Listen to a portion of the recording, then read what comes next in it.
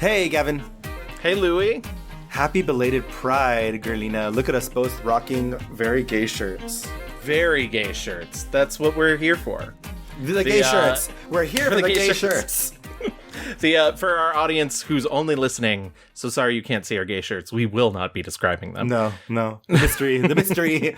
We're very mysterious, actually. That's kind of like one of my greatest qualities people say about me. Oh, absolutely. But I don't talk enough. I don't I don't reveal enough of myself online at all. My deepest want is to not be known. Don't perceive me, baby, please. No, not at all. Do not look this way. Definitely don't listen to my podcast that I've been doing for 5 years with my friend. 5 years. Happy Pride. Happy Pride. Hey, everyone. Welcome to the Mixed Reviews. We are a film podcast where we take a film subject such as an actor, director, or mini genre. We take 2 weeks. We watch as much as we can, read everything we can find, and we spit it all back at you. And we tell you what we like and what we don't like. There's no kink shaming here, so there will be a lot of spitting, okay, honey? Oh, yeah. Open those mouths. No kinks at Pride, but they're all here.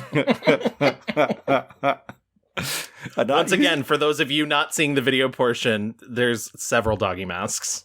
I really hate the way that you just like really candidly said, open up those mouths, Gavin. You said, I'm going to take it there. You're going to take it there. You started it.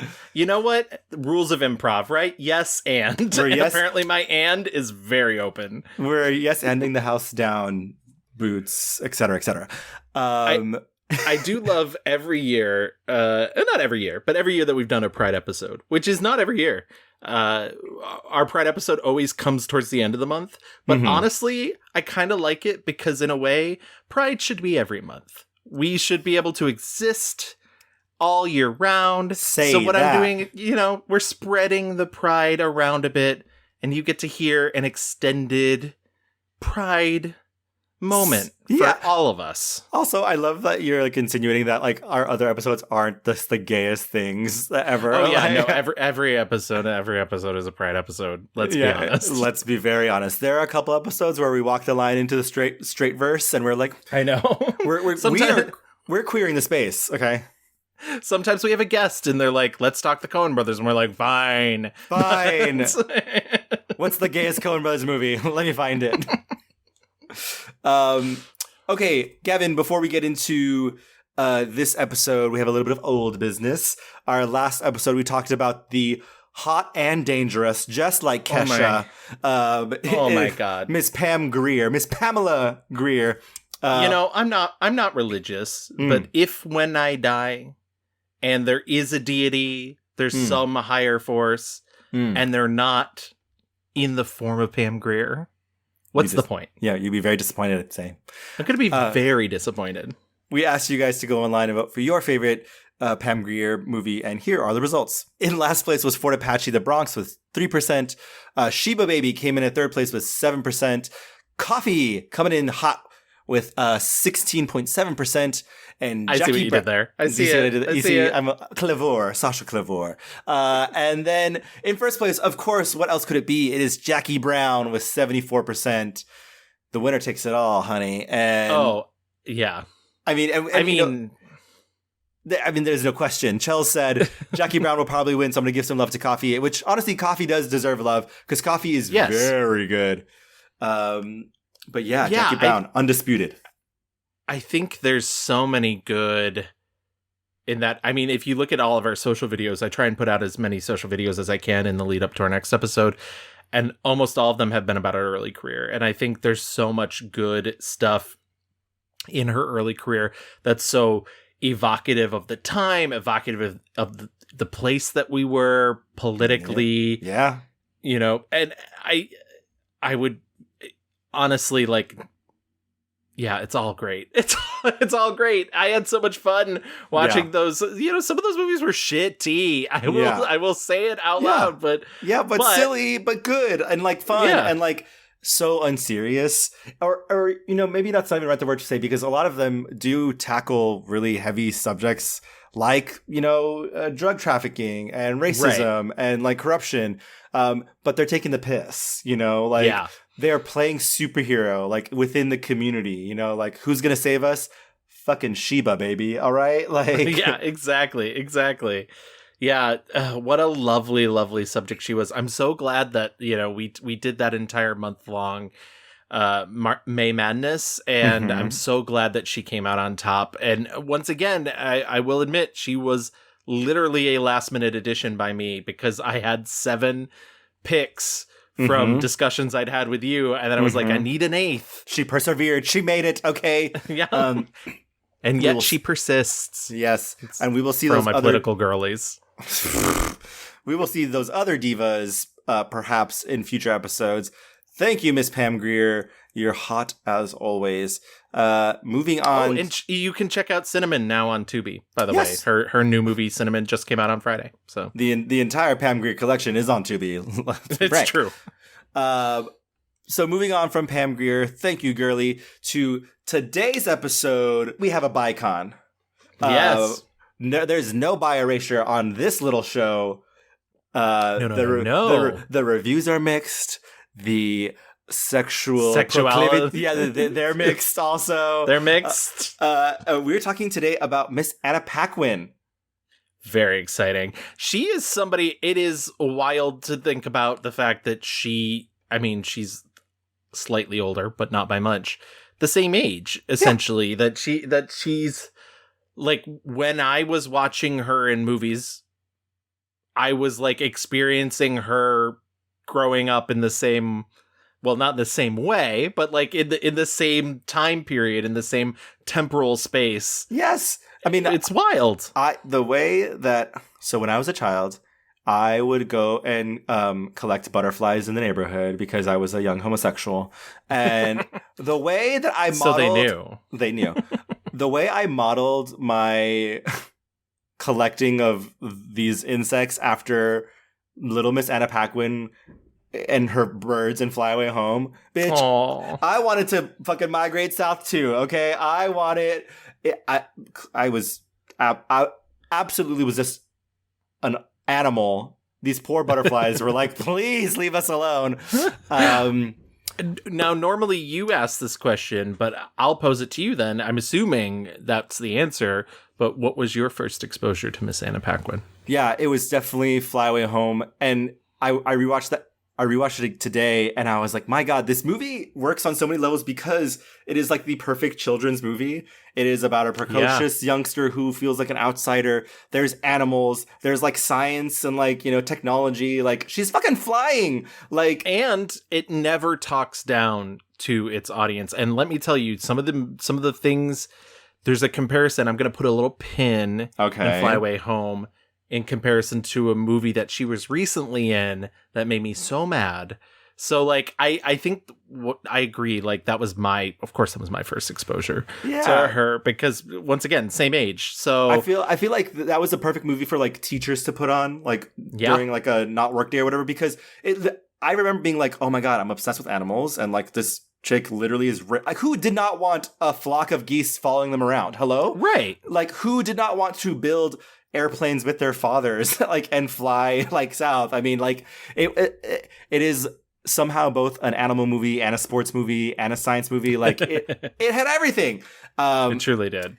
And so like, yeah. And I think like the next time I saw her probably was like, obviously a little older, when X-Men came out, and X-Men. Absolutely. That's the trajectory. Like same thing, except for me, it was my babysitter. I remember my babysitter having the VHS of Fly Away Home, but X-Men,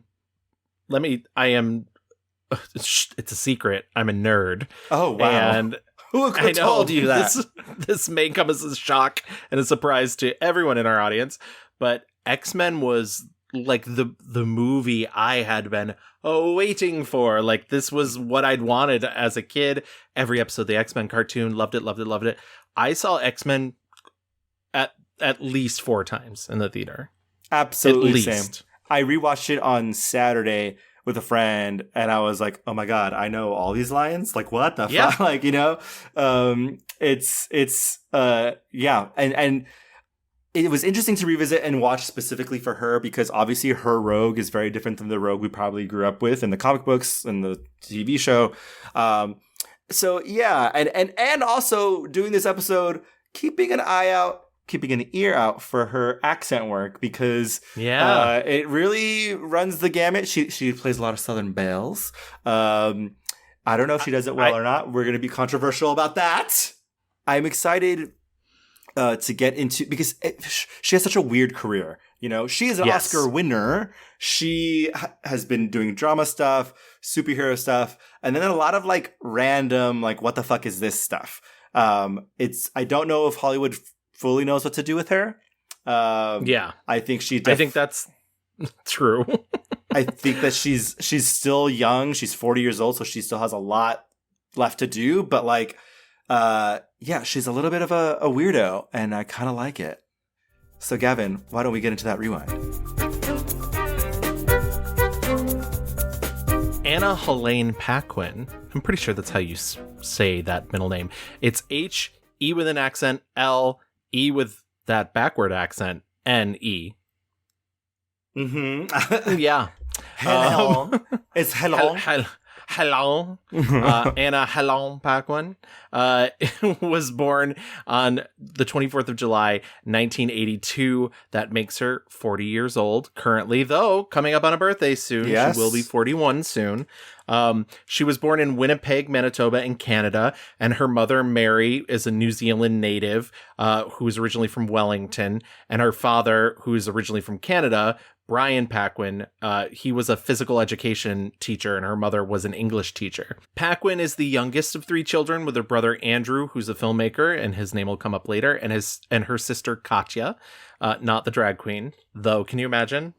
I can, actually. They have very striking bone structure. So her family decides to uproot from Manitoba and move back to Wellington when she's 4 years old. I believe that means she has dual citizenship, since her parents are from New Zealand and Canada. That sounds right. While in New Zealand, you know, having her childhood, being like a normal kid, and her parents hear about an audition for the piano, and I've heard sort of differing reports that she'd like heard about it at school, and there was a bunch of girls who went. I've also heard that her sister Katya was auditioning, and Anna just went with her and like decided as a whim. Damn, Katya, I'm so sorry, sweetie, girly. What is this even? I don't care. What, I got it. Well, like, it's hard.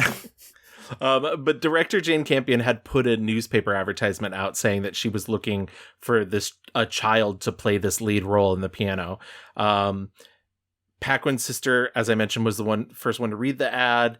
And Paquin was like, Anna Paquin herself was like, well, I can do that. And so basically, as soon as Jane Campion meets Anna Paquin, she's like, I found her, you know. And what are Anna Paquin's acting credentials at all of like the age of 9? She was a skunk in a school play. The very difficult role to play. Very absolutely just Meisner technique. Misunderstood animal for sure. Absolutely. You know, she lived as that skunk for months. I heard she was horrible. I heard she was texting Sally Field in the voice of that skunk. Wow. Yeah. Incredible. She goes in for this audition. She reads the monologue, her big monologue about Flora's father from the piano, and Jane Campion's like, it's her. I found her. And where did they get married? In an enormous forest with real fairies as bridesmaids, each holding a little lost hand. No, I tell a lie. It was in a small country church near the mountains. Which mountains are those, dear? The Pyrenees. Oh, I've never been there. Mother used to sing the songs in German, and her voice would echo across the valleys. This is out of 5,000 girls. Yeah. Jane Campion picks Anna Paquin. And to be clear, Jane Campion is from New Zealand? Yes. Okay. And I know that we got very quickly into her acting career, but she was acting by the age of 9. Like, literally, there's not a lot that happens to a youth unless there's tragedy prior to that, but that's literally like, it's like, boom, she's born, boom, she's on the screen. Boom, she has an Oscar. Hello. Yeah. The Piano is the story of Holly Hunter. She's a woman who is mute. Her husband has died and left her with a daughter, and she's about to be married off to Sam Neill, whom she has never met before.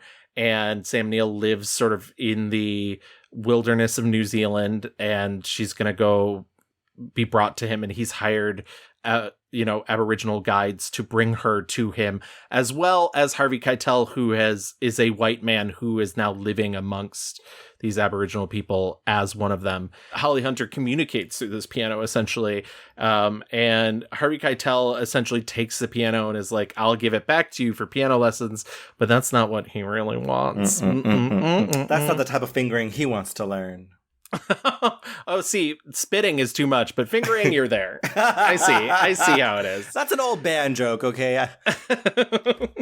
And so from there, you get, I mean, you can kind of tell what's going to happen from there. Piano is a very, very lovely movie. I love that. I mean, I think Jane Campion is a genius, and we've talked about her a couple times before, I think in our Nicole Kidman episode, and we must have mentioned her in like a year in review, talking about the Power of the Dog. Power of the Dog. Love Jane Campion, and the fact that she saw such potential in this role, and I think Anna Paquin's so good in the movie. I mean, that scene, that monologue about her father, where she's like making shit up. And the like look in her eyes, and just watching her face scrunch as she's like lying about how her mother met her father and who her father was. In Luxembourg. Yeah, it's my so favorite good. My favorite line delivery she gives is when like Sam Neill's like, "Where's your mother going?" And she's like, "To hell!" It's just so funny. She's so mad. She's such a little punky, spunky piece of shit kid, but she's so good. She absolutely is. And it's funny because I feel like it's not really the role she's ever really cast in again. I feel like she's always sort of cast kind of sweeter than this character. Well, I feel like, I think we should talk about this, because I do think that she is a little bit typecast often as the mysterious girl who smolders. Yeah. She does smolder very well, and then eventually she'll have an outburst. We see that happen in Margaret. We see that happen in X-Men. She's just like the quiet, shy girl who she does a lot with her eyes and face. Yeah. I mean, like in The Irishman, where she famously has no fucking lines at all. She has 7 lines. She's 7 words, I think, actually. Like, she's just like, using a lot of like face. And in this movie, there's moments where, the men are talking to Holly Hunter and her, and she's just like kind of like looking up at her mom, like, it's like, what the fuck? She is a very good physical actress. And I think that is very clear from this debut performance. It is very physical role. I mean, she's 9 fucking years old, but she emotes very well. Yeah. She's just so good. And obviously we're not the only people who think that, because that year at the Academy Awards, the 1993 Academy Awards to be exact, she wins Best Supporting Actress at the age of 11. I'd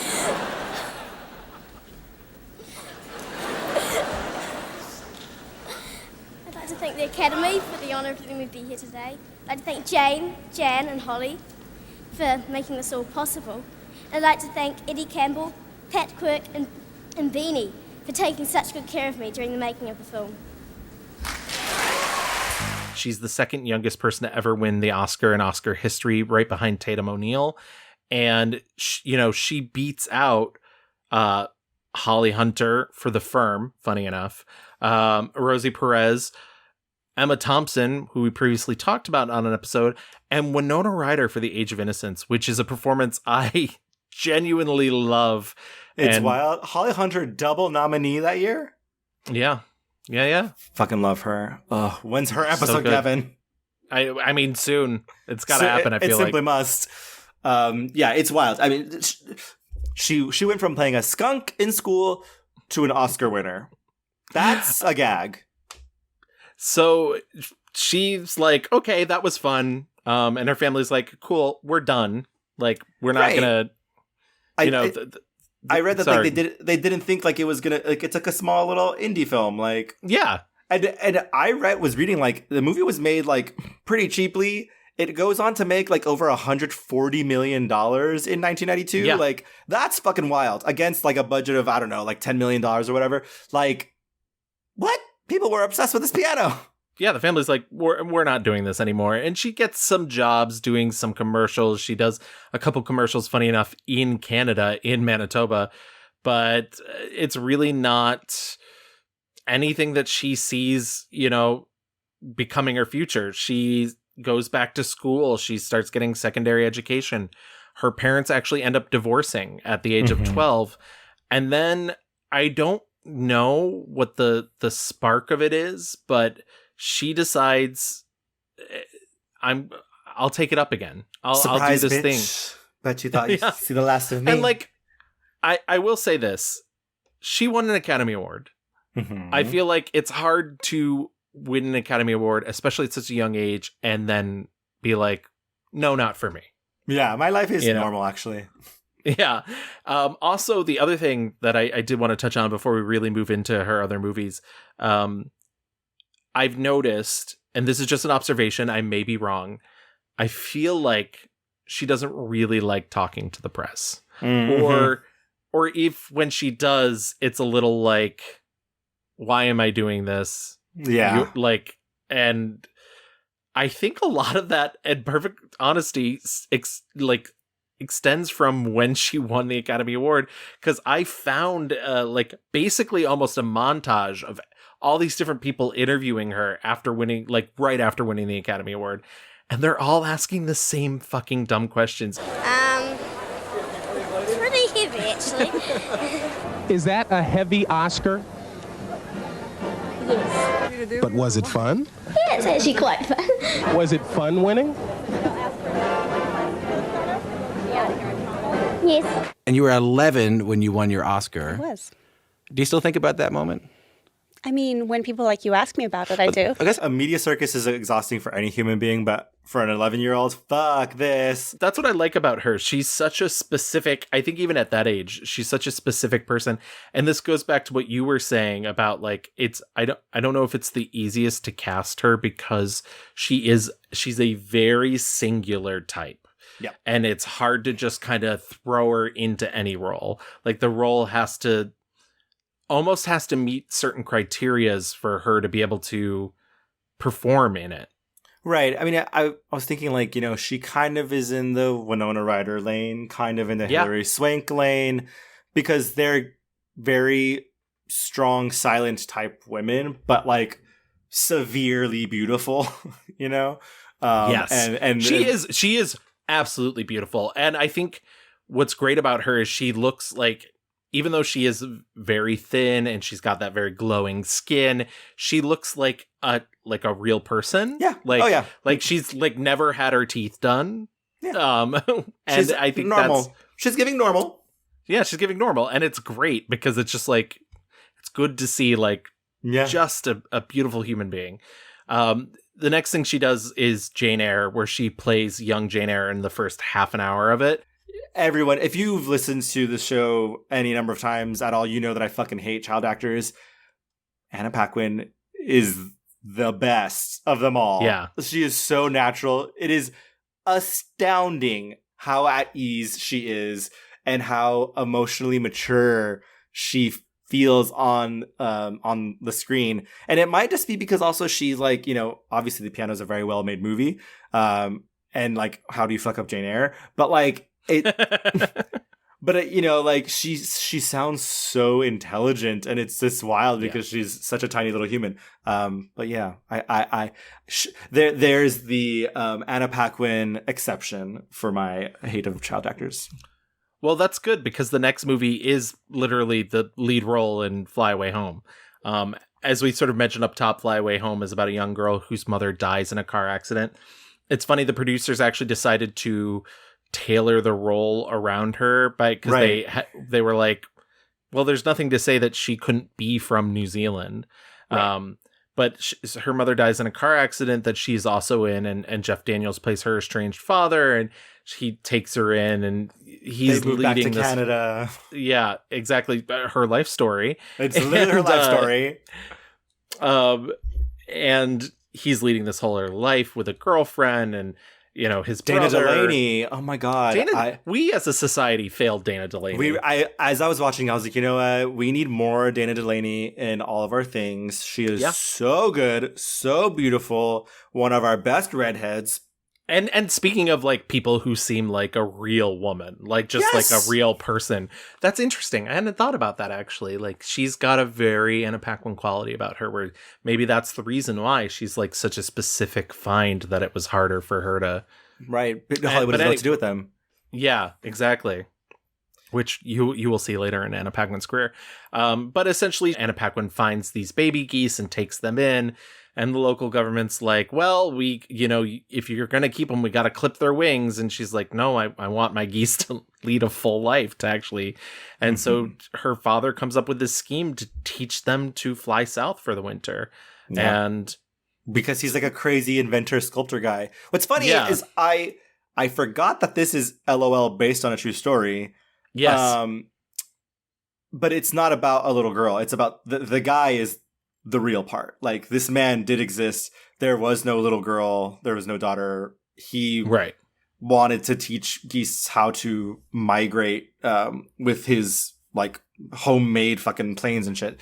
But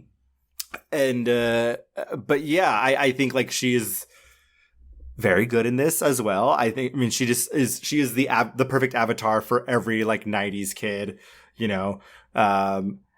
The movie is very sweet, so fun. I want a team of geese. She names them all. Also, fuck the government. Actually, yeah. I was thinking like, oh man, if my sister watched this movie now, she'd be like, you really should not be stealing fucking like eggs from nature and like raising geese as your own. I mean, maybe maybe she's like slightly irresponsible, but she's also like 12. So we're gonna detach from reality and let the girl teach these fucking geese how to fly. And it's so funny because like technology wise, some of this movie really holds up and some of it does not. I think there's certainly some rear projection shots of Miss Paquin flying the plane that look so bad. But then there's some gorgeous shots of like these small single engine airplanes flying through like Manhattan that I was just like, oh, this looks so cool. Like, yeah, gorgeous. It's such a 90s movie also. There's like sweeping balladry, right. Oh yeah. I will say, because you were earlier like it's a perfect kids movie, and I was like, and one of the things that I like about it is it doesn't talk down to its audience. That opening sequence is actually really traumatic because it is a car crash from first person perspective. Yeah. So that you are the camera, you get to experience, and yeah, Anna Paquin clearly survives, but it's like, it's kind of a really dark way to begin a kids movie where it's like, and here's what being in a car accident is like, and here's what it's like to be rolled into an ambulance. Right. And there's a moment when she first realizes that her dad is like making these planes and flying, and he crashes, and they don't even she doesn't say it. Like, she's really scared and she doesn't want to like fuck around with him and his planes. And I was like, oh, they're not even going to have a moment being like, well, my mom just died in a fucking car crash. Why the fuck are you flying planes? Right. And for him, it's like, LOL, like I crash all the time. You didn't think I could fly, did you? What'd you think? I wouldn't go and brag about it. Oh, well, it's actually a pretty good landing for me. And Dana Delaney is the one who has to say like, hey, you know that you fail all the time. She does not know that. Like, so you got to really fucking pump the brakes, buddy. On the real life front, she has said, because once again, we're talking about a real human being, a real person who's living her real life. She's going to high school in between all of this. When you're 12 and you do a family movie about geese, and then you're like 14 by the time the movie comes out and people just make fun of you at school because you're making weird noises at geese, it takes a little bit of the fondness away from it because then you're just an awkward teenager. There's a lot of movie where she's like, honk, honk, honk, gah, gah, gah. Yeah. Like, Like, it's just that. And, like, you're like, oh, that's kind of cute, I guess. But I could see that for young Miss Paquin not being the coolest girl on the schoolyard. Yeah. It's sort of not, and I think, having to be out of school at long periods of time because you're making a movie is also kind of alienating. And so I'm sure her high school career was so fun. I also forgot to say this movie has that extra thing that the 90s were all about, which was environmentalism. Yes. And like, she has to land the plane in time before the mean tractors take over the place or whatever. And because the 90s, we learned about recycling and we loved being green. Not anymore. And it's amazing because everybody individually recycling has really saved the planet. We did it. And the large corporations not recycling has had no ill effect at all. We solved it. We solved it, guys. All we have to do is... It's all about individual responsibility, not about large corporations. Fuck them. Fuck them all. Think about what you want from the fridge before you open the door. Oh my God. That is... Remember that? I'm having trauma-induced flashbacks. You're right. They would tell us that. They told us that. We would save the earth if you just thought about what you wanted and didn't leave the fridge door open. Yeah. Fuck off. Fuck off.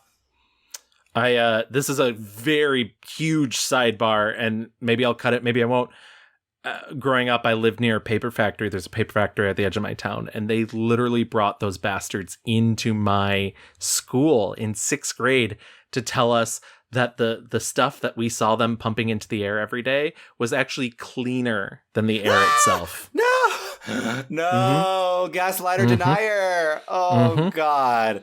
And they were like that smell, that like fresh brewed coffee smell. No. Well, at least we were waking up every Saturday morning and watching Captain Planet. That's all that mattered. Yeah, exactly. Thank you, Fox Kids. We did it.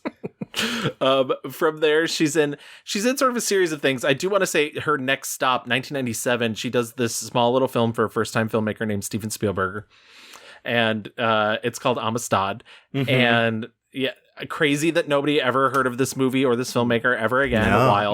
No. Amistad, Amistad is Spielberg's big historical slavery epic. It's about a slave revolt on a ship called Amistad or La Amistad. And yeah, I don't want to spend too much time on it, because I don't think it's actually that very good of a movie. I think there's some stuff in it that it's like nice that it exists for, but it's mostly not great.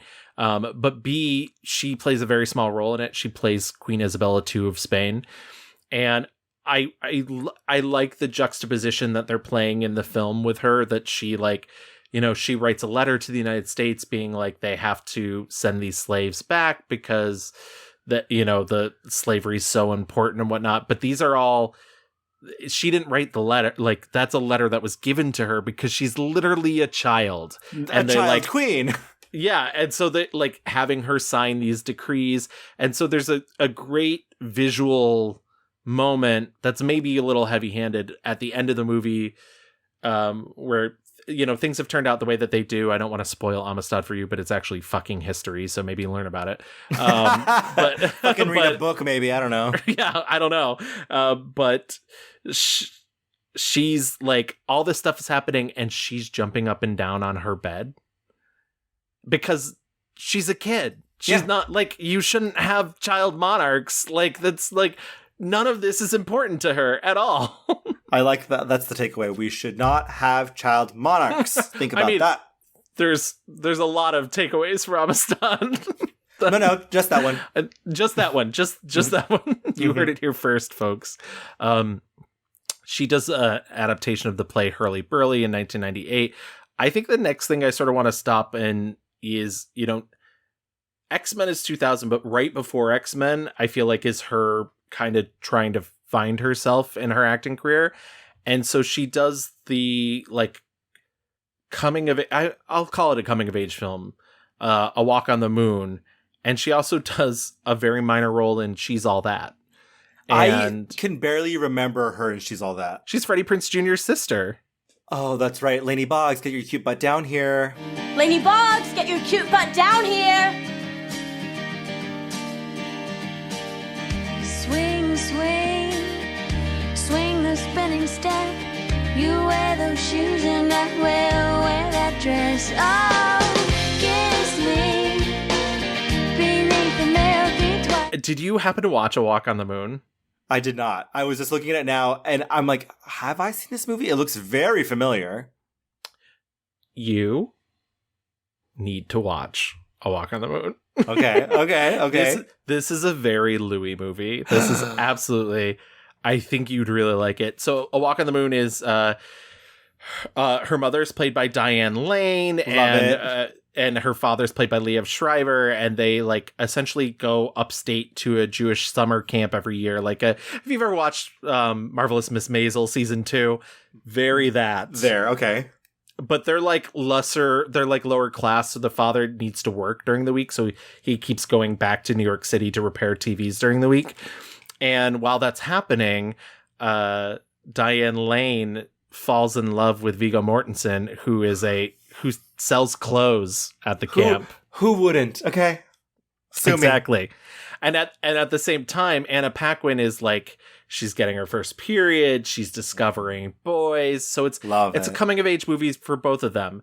I think this movie is so sweet and so cute. And honestly, like, I cannot think of hotter leads than like Diane Lane, Liev Schreiber, Viggo Mortensen.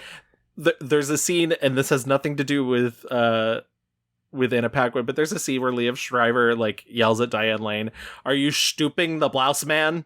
Oh my God. The crux of this movie obviously is the coming together of this woman who she never got her chance to sow her wild oats. She got pregnant with Anna Paquin's character very young, and so she feels like she's getting to experience this life that she never got to have through Viggo Mortensen, but at the same time, like, that's not reality. Mm-hmm. And Anna Paquin's, experiencing the same thing, but for the first time. And so, of course, the crux of the movie is when they finally have a confrontation about it. And it's so good. Like, she tells her mom that she lost her virginity. And then she's like, we didn't even get to second base. Are you and Daddy gonna get a divorce? I don't know. You love the blouse man more than all of us? No. Sometimes it's easier to be different with a different person. Can't you just try and be different but still stay with us? Baby. Allison. When you went all the way with Ross, did you use any protection? We didn't. We didn't go all the way. We've only gone to first base. I think you would really dig this movie. I think you'd be very into it. But since you didn't see it, we'll skip ahead to 2000's X-Men. I mean, obviously, I think this is where a vast majority of people know her from.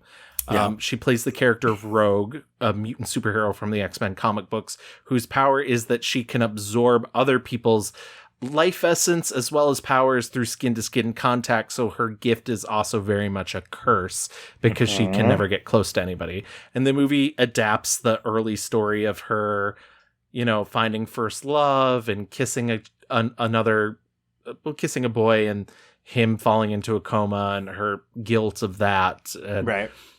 But at the same time, because this is the era in which comic book films are a little scared of being comic book films, they really ground it in this sort of reality, and they kind of rewrite the Rogue character to be the Kitty Pryde character in the comic books. So she kind of becomes Wolverine's sidekick. Like, he meets her, she goes on the lam. Well, she runs away and decides to just call herself Rogue, and she meets Wolverine at a Canadian bar, and they end up falling in with the X-Men, and you get to see the X-Men through both her eyes and Wolverine's eyes. But really, once he's involved, it kind of becomes his movie. Right. It's wild. So number one, fuck Bryan Singer. Period. Yeah. I mean, we barely need to say anything about that. Bryan Singer. Boo. Boo. But number two, like, there certainly had been superhero movies before X-Men, but X-Men and Spider-Man of this era like really kicked off the modern, like renaissance of superhero movies. It goes Blade, Spider-Man, X-Men. Yeah. And X-Men, it's funny watching this. I was like, oh my God, they really had to work so hard to like have montages of like, this is a school. We do these things. Yeah. And I was like, watching superhero movies now, it's like, bitch, you're either in or you're out. We're not going to tell you shit. But also, like, they're having to joke about, like, yellow spandex. And, oh, your name is Cyclops. What's yours? Wheels? Like, they're really having to, like, punch themselves, to be like, this isn't ridiculous. It's totally fine and normal. Also, we talked about this with our Halle Berry episode. Tragique Storm representation here. Even though she looks Gorgina, they don't know what to do with her. Honestly, I think if they couldn't find a way to relate your character to Wolverine, they don't know what to do with you here. And so I feel like Anna Paquin's Rogue, outside of Wolverine for the most part, even though she probably gets way more screen time than Halle Berry does, and certainly more lines than Halle Berry does, I still feel like they don't really know what to do with her because they have to tie her story so much into Wolverine. You think I should go back? I think you should follow your instincts.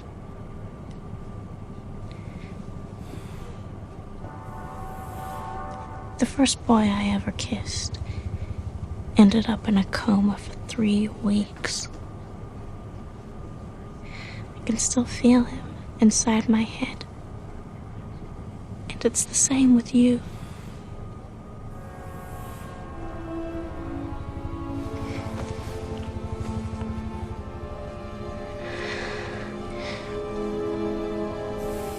There's not many people that'll understand what you're going through. But I think this guy Xavier's one of them. He seems to genuinely want to help you, and that's a rare thing. For people like us. Right. I mean, it's like Cyclops is the foil, Jean Grey is the love interest. Like everyone has like their role. Like Professor X is the mentor, and she's like the damsel. Yeah. Whereas Storm is who is Storm? Now we get Anna Paquin, and her little Southern Belle accent for the first time here. Now I don't think it's super successful in that, like, obviously our brains are tainted and biased from the cartoon where it's like super heavy, more saucy, more hey, like sugar. Yeah. She is a womanly from the South. Yeah. This is a light, kind of generic blanket Southern accent. I don't know, because the movie doesn't know what really to do. I mean, X2, I think there's a little bit more characterization. She like is a little bit more in her skin. She also is she's even talked about the fact that the big revelation in X2 was they cast other people her age. So she had other people to relate to in scenes. But I also think there's, that great moment towards the end of the second X-Men movie, which I once again, boo Bryan Singer. And I do think these movies certainly lack flavor. That scene towards the end of the second movie, which is the X-Men movie that I love, where she flies the X-Jet, when the Blackbird, which they never call it that in the movie. And they're like, you can let go of the steering wheel, is so good. It's so funny. I remember for a long time, me and my friends in high school would always be quoting Rogue, specifically when she's like stuck in the truck, when her and Wolverine crash. And he's like, hey, kid, you all right? And she's like, I'm stuck. I don't know why. We just kept saying, I'm stuck, over and over and over again. I love shit like that. Yeah, it's so stupid. I don't know if, like, even when they brought her back for, like, Days of Future Past or whatever, it's like, it's kind of like, oh, the things that we want. Because I bet you she could be a great Rogue. But, like, they don't do anything. Like, she's never really like the girly we want her to be. And I don't think there's enough on the page for her to know what to do. And so I'm a little like, I'm a little bit soft on the X-Men Rogue of it all. I agree. I would actually be even further. I kind of really dislike the movie Rogue, and I don't think it's her fault. Because I feel like that is such an amazing, I mean, now we're just getting into comic book chatter, but like, I think that's such an amazing character to adapt. Like the concept of the fact that she can't touch other people is so tragic and so interesting and so layered, and to relegate her sort of to a second tier. And I get it. It's a team thing and you really have to have time for everybody, but to place her sort of as a minor character, like you said, for the most part, she's the damsel in the first movie. It's such a shame. It's such a waste. I would go as far as saying, in terms of accent work, I don't think there was an accent coach on the first X-Men. No. You have Storm doing her abandoned African generic, oh my God, like I'm from anywhere in the continent of Africa accent. At least I've chosen a side. Yeah, completely gone by movie 2, no problem. And then you have Rogue's like very silly, like it's light. You're right. Light is maybe the best way to describe it. Light. But I do like that we're talking about I think it's actually maybe a good idea to just get all the X-Men movies out of the way in one lump. I do think she's given more to do and is more interesting in X-Men 2. She suddenly is given so much less to do in X-Men The Last Stand, which is the place that she should be given the most, because the idea of the cure is, there's that scene where she argues with Rogue about like, with Storm. With Storm about the idea that like, I can't fucking touch people and you can make clouds. Like, yeah. So honey, I'm taking the cure. Yeah, we're not the same. But then the idea that she does take it is so offensive to me. Yeah. And so, like, that's not where her character... And I guess they apparently shot both. They shot both her taking it and her not, like, that scene at the end. And the one they put in the movie is the one where she's like, yeah, I took it. And then the last time she shows up, X-Men Days of the Future Past, where she's cut out of the movie, except for the very, very end of it. And then there's the Rogue cut where she's brought back in the movie and she's very the Irishman 7 lines. It just all feels like a waste. I do want to say real quick, this is basically the only franchise that she's ever really been a part of. I mean, look, okay, so I did that fun X-Men thing where we got to fly around and be cool. But like even that was actually about something, and even True Blood was actually about something. I've always been material driven. I just am drawn to smaller, more interesting character studies. Also because psychologically I just find it interesting figuring out how people tick, and also that was the entire beginning of my career, was working on lots of extraordinary films, usually independent ones with Holly Hunter and Sean Penn and all these sort of huge greats of our business. And really that's how I cut my teeth. And then once you get a taste for that, why would you want to do something that has no meaning? She's not being fucking rogue, flying and punching people in these movies. She's not at all. She's like screaming, yelling, accidentally touching boys, like, whatever. I will also say she is such an outspoken ally, so much so that a couple years ago, Elliot Page actually revealed that Brett Ratner on the set of X-Men 3 sexually harassed him by like pointing to a woman that he was with at like one of the premieres and being like, and I'm going to use this was pre-transition for Elliot Page, but Brett Ratner pointed at the woman he was with and was like, you should fuck her to make her realize she's gay. And when Elliot Page posted about that, Anna Paquin was the first to be like, I was there. I heard it. Fuck yeah. Like she's like, it absolutely happened. For all of you people that are like, why would Elliot Page claim this? Yeah, fuck.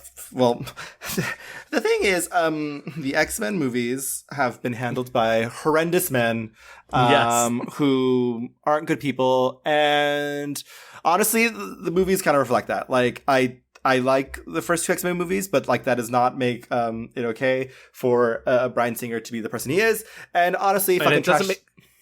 Trash them all. And it doesn't make it okay for Brett Ratner to be who he is either. And that's. So fuck them. Okay. we're done with X-Men. Sorry, we will leave X-Men chat. Her next big thing is, she's a smaller part in the movie, Almost Famous, but she's one of the, what do they call them? They're not groupies, they're Band-Aids, and she's one of them, and she's so funny. She's the one who sort of partners off with Jason Lee, so she gets to be in all the big scenes. She's in the Tiny Dancer scene, and her name's Polexia Aphrodisia. It's all happening. It's all happening. It's all happening. Penny. It's all happening. Okay. It's all happening. This is our journalist friend. Journalist friend, meet Polexia Aphrodisia, Estrella Star. You are William Miller. In 2002, she does the 25th Hour with Spike Lee. I don't know if you've noticed this. There's a real pattern here of like really famous directors. And she said Spike Lee had been on her like wish list for a long time. I love 25th Hour. We talked about it a lot in our Spike Lee episode. We said perhaps one of the best post 9/11 movies of our generation. She plays a student of Philip Seymour Hoffman who like wants to fuck. Yeah. I mean, that's basically it. Mr. Alinsky! Oh my god, what are you doing here? I didn't know that you ever left the school. I thought that you had like a bed down in the boiler room or something. Mary D'Annunzio? Mary B. minus D'Annunzio, that's me. I'm kidding. It's not a big deal. No, that's okay. I'm here with friends. That guy who came to class today? He knows people, right? I mean, so do you think he could get us in? No. She did her first play off Broadway with Philip Seymour Hoffman in 2001, The Glory of Living. And she tells this, she clearly like loved working with Philip Seymour Hoffman. She says she learned so much about acting from him. I'd never been to drama school or acting school in any way, and that was the first time I'd ever been on stage. And I mean, it is a completely different beast, which he was very kind of, heavy about in the beginning. Was like, and I was like, just tell me what to do and I'll, you say jump, I'll say how high, And he, in the, best possible way, beat the ever-loving whatever out of me. What was it like for you to work alongside him as opposed to being directed by him? Well, he just thought it was funny because I would keep turning to him to ask him what he thought about things. He was like, I am not your director. I am in the movie with you. Stop. It's like, no, it's fine, but I'm not the person you need to be checking in with. It was just like instinct to just kind of look over, sort of like an expectant child, to be like, was that okay? Wow. Well, Philip Seymour Hoffman, one of our greats, and so I don't blame her. Hello. Yeah, and I just think that story is so sweet and so I don't know, just indicative of her relationship with other people, that especially when she like finds somebody who feels like a kindred spirit. I'm sure she feels very like outsider, insider in the Hollywood community. Insider, obviously, because she's been in it forever, has an Oscar, so why wouldn't she be an insider? But outsider because she's not talking about Meisner. She's not talking about all these like fancy places where people study for years to hone the craft. Right. And for those of you who like, schooling was important to her parents. I don't want to erase that from her story.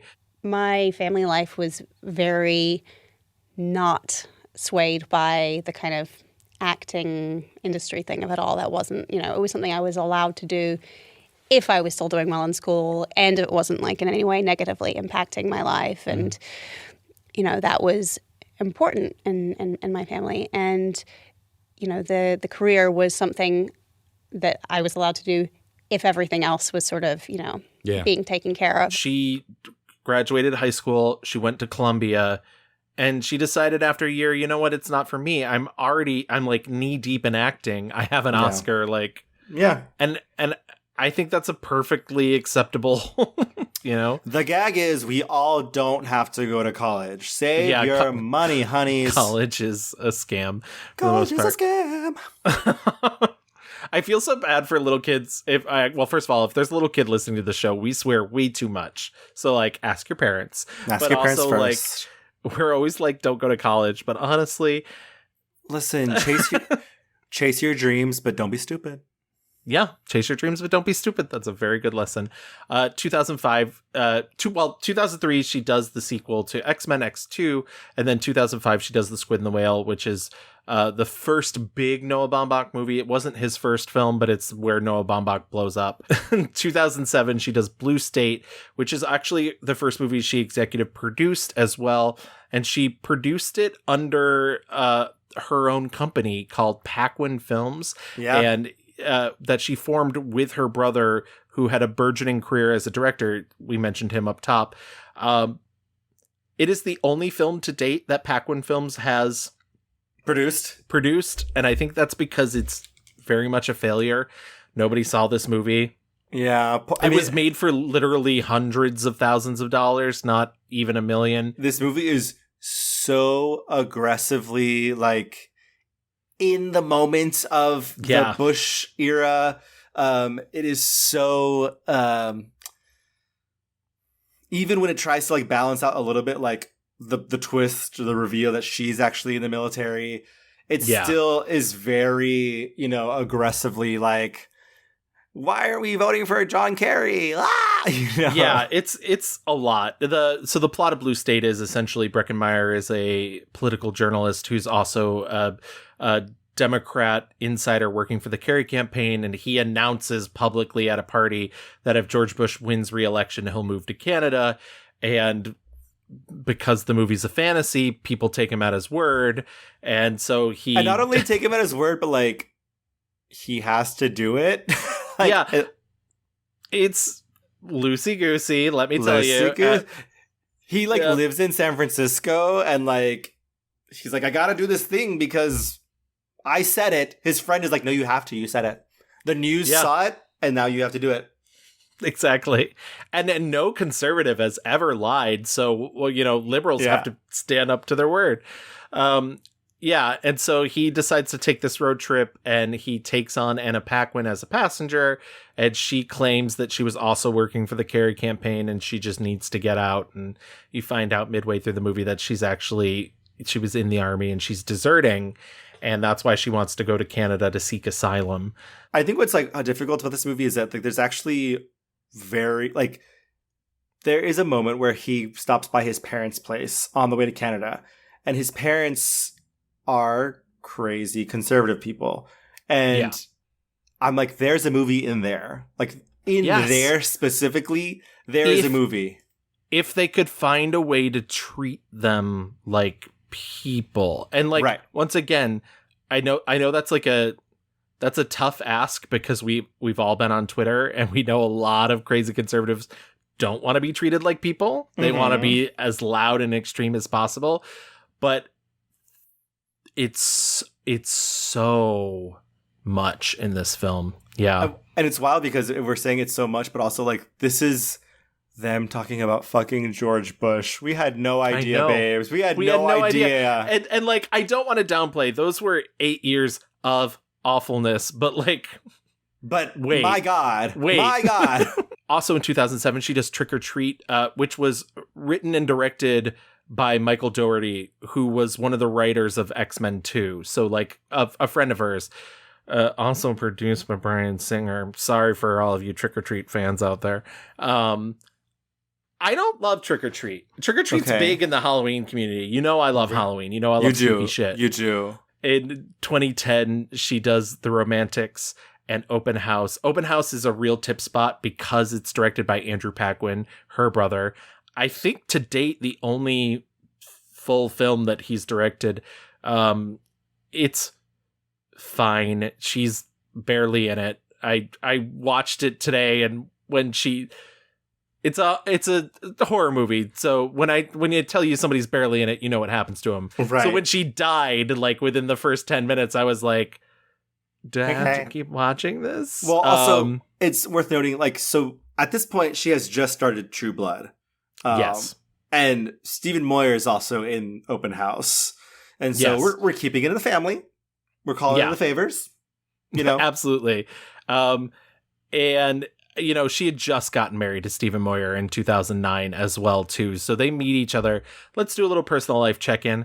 They meet each other on the set of True Blood. It's like fireworks. Sparks fly, honey. Yeah, which I think is hilarious because, people have, for better or for worse, they've talked about her accent on True Blood, which began in 2008. I cannot believe there were 80 episodes of that. I've seen every episode. Wow. Once they revealed she was a fairy, I said, I'm so sorry, sweeties. I have to go. There's something over there. You weren't like, me too? No.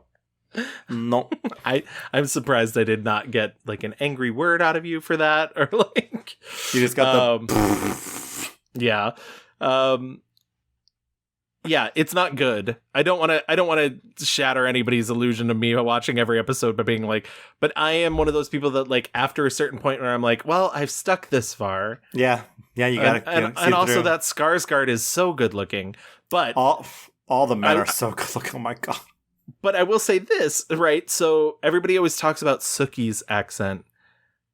I don't think Stephen Moyer is a very good actor. I'll just say it, whatever. Like, whoa. I'm so sorry, Anna, if you're listening. I do think he's very hot and you picked a very good husband. And I'm going to say some very nice things about his directing very soon in this episode. Okay. But I just want to say, I don't think he emotes. I don't think I think he's just very still. Sookie is mine. Sookie is mine. Like, okay. And I think, honestly, for young newlyweds who are covering themselves in blood and fucking in graveyards, like, I think that's fun for them. But, like, they like to have fun. So I don't think she picked, like, a bad husband or any, like, their personal life seems perfectly fine. But yeah, I was not. I will say it's also around this time where she famously is like, people were saying like, oh, she's bisexual, lol, like, why is she marrying a man? And she's like, just because I married a man doesn't mean I've stopped being bisexual. Like, that's right. Well, I was going to say, so on April 1st, funny enough, April 1st, oh my God, I never realized that. So on April Fool's Day of 2010, she comes out as bisexual. She does it in a PSA for the Give a Damn campaign. By the way, I had to search high and low for this video. Okay. Which is funny because you can find her talking about being bisexual in a bunch of different clips, but to find her actual like PSA, I'm Anna Paquin and I'm a bisexual, you have to dig deep. Okay. I'm straight. I'm gay. I'm bisexual. And I give a damn about equality. It was Cyndi Lauper's advocacy group, which has now become the True Colors Fund. And exactly like you said, she did an interview years later with fucking Larry King, and Larry King's like, so you're not bisexual anymore. Are you a non-practicing bisexual? I am married to my husband, and we are happily monogamously married. But you were bisexual. Well, I don't think it's a past tense thing. No? No. What? Are you still straight if you're with somebody? I mean, it doesn't mean you're not, if you were to break up with them or they were to die, it doesn't prevent your sexuality from Stop existing. With wishful thinking, okay? No, I'm just saying, it doesn't really work like that. That was a big cultural moment because for better or worse, there was a long time, and probably still today, where people are like, bisexuality doesn't exist, or like, what does it even mean? For younger people now, obviously it's like, LOL, you olds are stupid. Right. But for younger people now, they're like, LOL, what's bisexual? We're pan. Yeah. Oh, you like two genders? Gross. Gross. I like all of them. But yeah, I mean, that was a cultural moment for sure. Having a celebrity out front being very vocal about that, and not only being vocal, educating the people, putting it in terms for people, for fucking Larry King to understand. And so the Larry King crowd can be like, oh, that does kind of make sense. Just because, you marry someone, like, doesn't mean like your attraction for other people goes away. Like, that's a crazy thing to think, like, for anybody. Yeah. It's not like, I don't know. It's wild to believe that, like, once you're married to somebody, like, you just never think about anybody else ever again. Like, every other attraction dies, and sexual desire for other people just evaporates because exactly. You found your one, and that's because Jesus. But no, yeah, I remember that being such a very big moment, but also like, yeah, it is the reaction to it was like Because she still gets questions about it now. I felt like it was being my authentic self. And I also feel like there is, unfortunately, still enough stigma associated with coming out for various people in various places, that as it wasn't something that was that I felt confident and comfortable with, that it had the potential to open doors for conversations that might be harder for people to have without having people in the public eye to be like, well, actually, this person did that, and it's really no big deal. It felt organic, and I mean, everyone in my private life knew. So it just felt weird being assumed to be straight because I was married to a man. She's since said that she's, a proud bisexual mother. So love that. We need more bi moms. More bi moms. Exactly. Also, the other movie that I mentioned in 2010, The Romantics. This is the most... I was shocked that this movie did not play Tribeca, to my knowledge. It's the most Tribeca movie I've seen in a while, where it's like a lot of like TV people in a big ensemble cast. It's Katie Holmes, Josh Duhamel, Adam Brody, Diana Aragon, Malin Ackerman, Elijah Wood. Wow. Very young Jeremy Strong. And essentially, Anna Paquin is marrying Josh Duhamel, and she's invited Katie Holmes to be her maid of honor. And Katie Holmes is Josh Duhamel's ex, and Anna Paquin is like her psycho best friend from college. And I didn't love this movie, but points to Anna Paquin for playing. This is a role I've never seen her play before, because she's literally just like there's a scene where Josh Duhamel comes to her and he's kind of like, like, aren't I allowed to have feelings too? And she's like, yeah, you have feelings because I allow you to have them. Don't you think I want to freak out? Don't you think I want to lose my shit? Why do you get to be the one that drinks too much, that says scandalous things, that has wild mood swings? Has it ever occurred to you that those are freedoms afforded to you by me? Has it ever occurred to you that my emotions are just as intense? I just work harder to control them. Why? You don't have to. I wish that you would lose it more. Who? Who should I lose it to? My mom? My brother? You? Take a look around you, Tom. Somebody's got to keep their cool.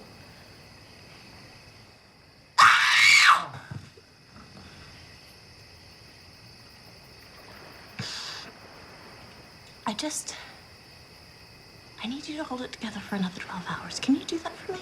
2011, she does the beginning of Scream 4. Iconic. She's in the cold open. It's actually one of my favorite cold opens in the entire series, because it's so meta and so interesting and weird. It's her and Kristen Bell.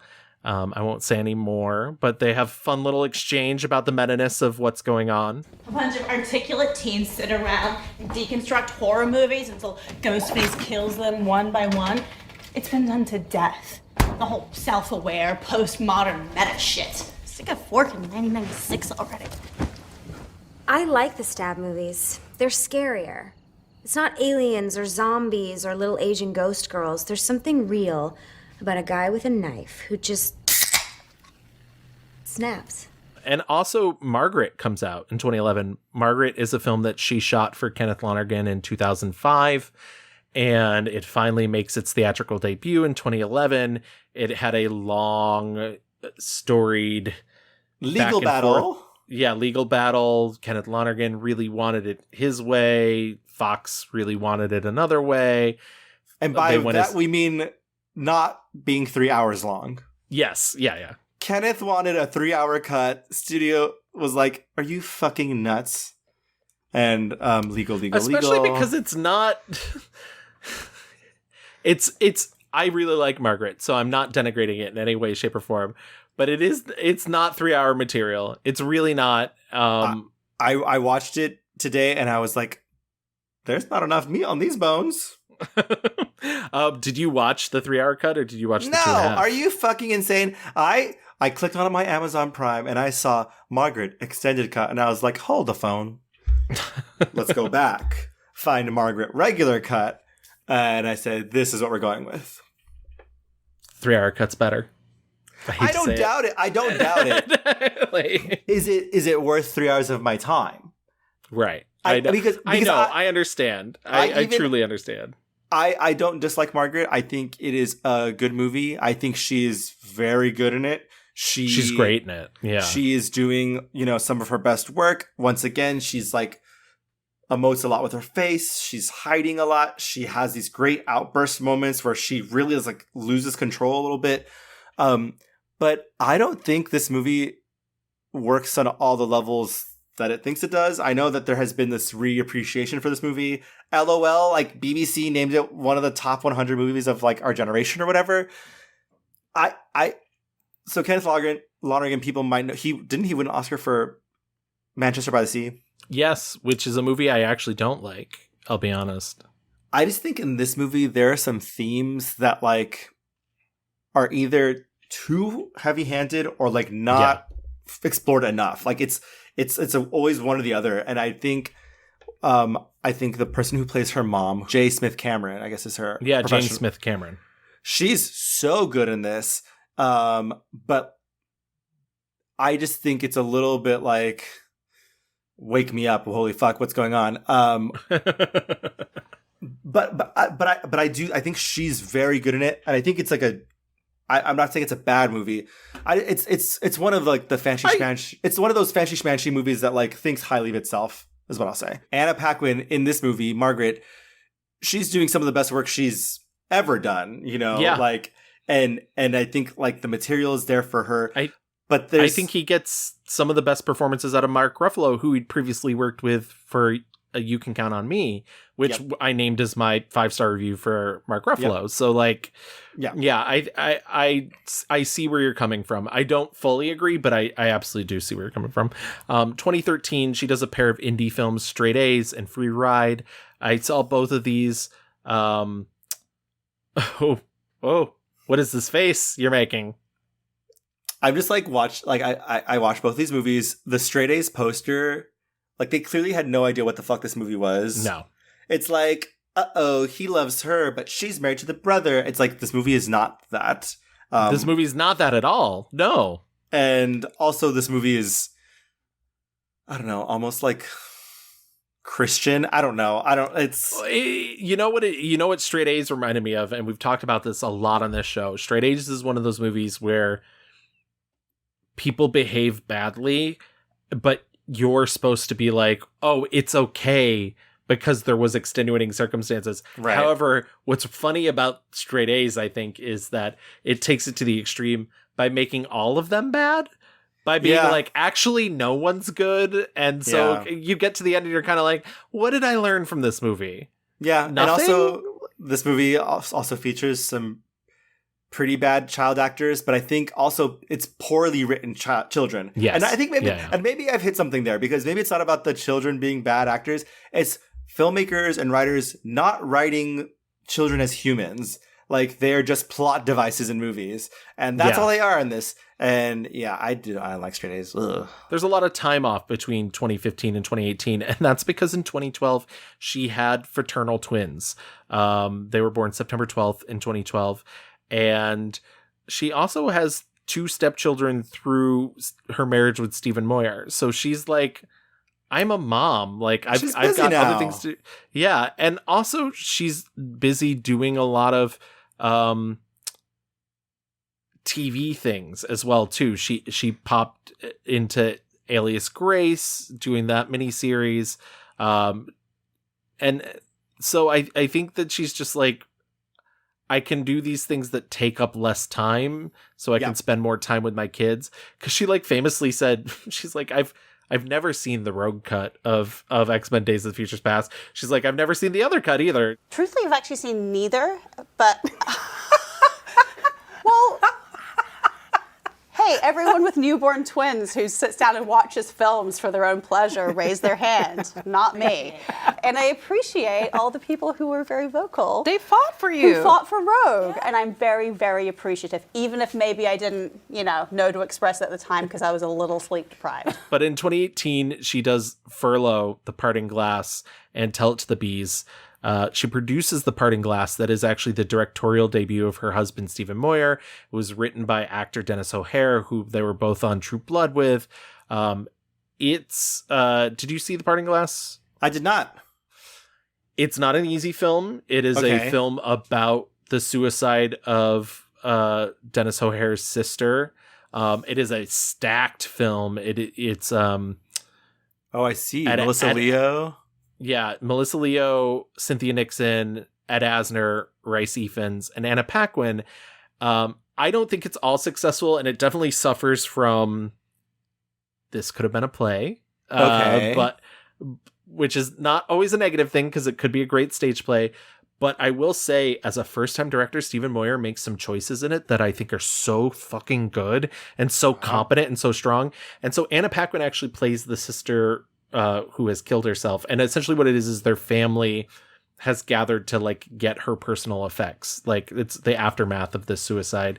And it's Dennis O'Hare, his sisters, Melissa Leo and Cynthia Nixon, Ed Asner's the father, and Rice Ifans is Anna Paquin's ex-husband, who is like maybe is always listening to conservative radio, but none of that's explored enough for me. Anna Paquin only appears in memories and flashbacks, and because they're only memories of the characters, she is often in the peripheral of the frame. You maybe only see the side of her face, or you see her obscured. It's such a brilliant choice because I do feel like that's the way we remember stuff. That's it's never clear. It's never perfect. And that movie made me cry. I will admit, but it's good. I recommend it, but it's not easy, Yeah. And that's why she does things like X-Men: Days of the Future Past, so she can pay for her husband to direct Dennis O'Hare's films. And then Tell It to the Bees is honey, I just how fun is it to say, honey, go tell it to the bees. I just want to I want to work that into my vernacular. If someone comes up to me and they're giving me riffraff nonsense, tell it to the bees. Okay. Tell It to the Bees is her big lesbian romance movie. Uh-huh. You talk in your sleep.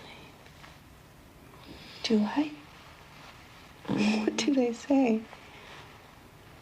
I don't know that I should say. What? You listed types of penicillin. I only have very dull secrets. That's not true.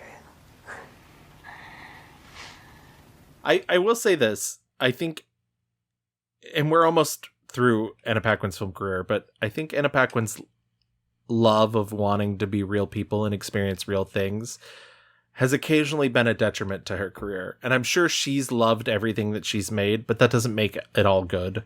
No. And I think there's, especially this later part of her career, there's been far too many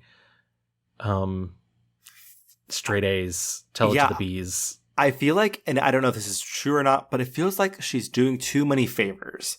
She is not, and I don't know if this is true or not, but like I need her to be fighting for better roles. Who is the agent? She needs to be reading better material, being more discerning. If you want to fucking do another favor, fucking call up Jane Campion again, okay, bitch? Like, get back in the game and stop getting on these like direct-to-video shits because, the next three films, I'm just going to lump them together because I feel like we're running out of steam when it comes to her rewind. But she does The Irishman in 2019, where famously she only has 7 lines, but it's also a fucking Marty Scorsese pick. So she was like, what was I going to do? Be like, no, thank you. Yeah. And like you said, she does a lot of good, like brow furrowing and like, as she has put it, she's the only person who like sees Robert De Niro's character for who he really is, and that's really hard when you're the person you are is awful, is a horrible human being. American Underdog, which is a religious football movie from 2021.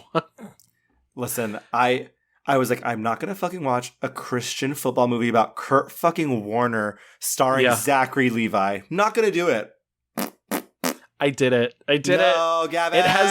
It has the worst wig I've ever seen in any movie at all. And to make matters worse, they show Brenda Warner at the end of the movie, and I was like, her hair doesn't look like that. I was like, her hair, like, it's short, but it doesn't look like she literally looks like the Barbie that somebody has just chopped the hair off of. And like, you can fucking see, and they like tried to hide it by like giving her freckles, but you can see where the liquid latex is blending the lace. I was just like, no. She also has a film out on Netflix that came out earlier this year called True Spirit. It's the story of a 16-year-old girl, Jessica Watson, who wanted to circumnavigate the globe and be the youngest woman to ever do it, and she has dyslexia, and Anna Paquin plays her mom, and the really she has hot dyslexia. Oh my god! Yeah, I know. Does that make it hard boating around the world? It does. Oh, so you didn't watch True Spirit either? True Spirit. No one did. No, I know. Okay, then I'm gonna get this out now because it's not my 1-star review, but it's very close. True Spirit makes me so angry because Anna Paquin starred in Fly Away Home when she was a kid. And Fly Away Home, for better or for worse, is a film about something. It's a film about this girl who's trying to do something altruistic. She's trying to make sure these birds survive and whatnot. This True Spirit is literally about parents being like, yeah, our 16-year-old daughter can like go circumnavigate the globe alone. That's fine. It'll be great because she's, the only girlie to ever have done it. And it's like, no, you're bad parents and she's a dummy. And I'm sorry, like, it's literally not a film about anything. And I'm sure somebody gets some sort of uplift from that.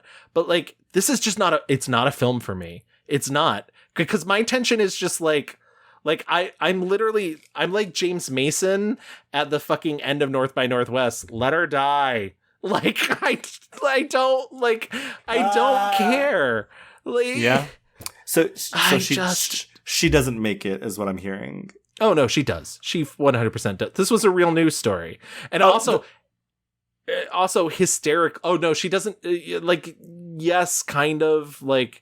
It's a big news story. She spent like 200 something days or whatever out on the, but she doesn't make it around the world. No. Okay. No, she like gets scuttled by a bunch of storms. Her boat tips at one point. There's a really bad cover of David Bowie's Starman. Yeah, I hated this movie. Anyways. Okay. She also has a film that's playing festivals right now called A Bit of Light. It's her and Ray Walston, and it's the second feature directed by Stephen Moyer, her husband.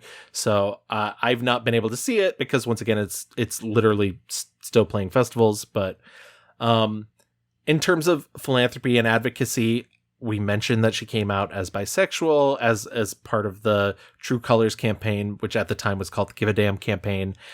She's also supports charities such as Children's Hospital Los Angeles, the Make-A-Wish Foundation, Elton John's AIDS Foundation, and the Art of Elysium, which I don't really know much about. No. But it's cool. As I've mentioned before on the show, we talk about people doing charity work because it's nice when people give back, and it's nice that, these famous people who have a lot of money are like, I can pay a little more than the average person, so I'm willing to put my money where my mouth is. Yeah, she's a fucking ally, okay? I just looked it up. The Art of Elysium is an artist organization built on the idea that through service, art becomes a catalyst for social change. And I will say, I feel like her career has, and her actions in her career really prove that. Because like I said, she was not only being out and proud, she is educating the people, she is putting money where her mouth is. Elton John's AIDS Foundation is like huge, yeah. So yeah, we stand our BiCON. We live, we laugh, we love. Absolutely. All right. I think that brings us to the natural conclusion of our rewind. Why don't we get into our 1-star reviews and talk about some of these choices that Miss Paquin has made in her life. My 1-star review I'm so sorry, sweetie. Has to be 2013 Straight A's. This movie is not what who are you apologizing to, first of all?